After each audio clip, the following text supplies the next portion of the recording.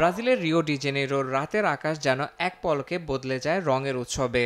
Botafogo সমুদ্র সৈকতে জ্বলে উঠেছে ৮০ মিটার উঁচু বিশাল ক্রিসমাস ট্রি, যার উচ্চতা প্রায় ৩০ তলা ভবনের সমান। এটি রিওর নতুনতম আকর্ষণ।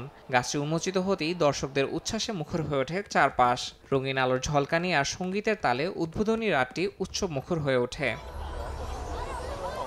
গাছটিতে ব্যবহৃত হয় ২৩ লাখ এলইডি লাইট। শুধু লাল সবুজ ঐতিহ্যবাহী রং নয়, ব্রাজিলের প্রকৃতি যেমন সূর্য, সমুদ্র আর শহরের সৌন্দর্যের প্রতীকী ইফেক্টও ফুটিয়ে তোলে। নানা রঙের সমন্বয়ে তৈরি প্যাটার্ন ও আতশবাজি দর্শকদের এক মোহনীয় দৃশ্য উপহার দেয়। দর্শনার্থীরা সেই দৃশ্য তাদের মোবাইল ফোনে ধারণ করেন।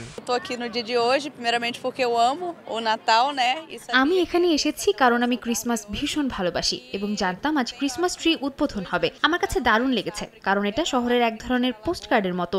হঠাৎ করে আতশবাজি সবাইকে চমকে দিয়েছে। আমার তো মনে হচ্ছিল যেন কোপাকাবানায় নববর্ষ উদযাপন চলছে। আশা করি এটা ঐতিহ্য হয়ে যাবে। উদ্বোধনী আলো জ্বলার মুহূর্তটিতে সৈকত জুড়ে ছিল উৎসবের আমেজ। হাজারো মানুষ হাততালি দিয়ে স্বাগত জানান রিওর বড়দিন মৌসুমের আনুষ্ঠানিক সূচনাকে। প্রতি আধা ঘন্টায় দর্শনার্থীদের জন্য আয়োজন করা হয় বিশেষ ওয়াটার ব্যালে। আলো জলের ধারার মিশেলে এই পরিবেশনা তৈরি করে এক অনন্য অভিজ্ঞতা।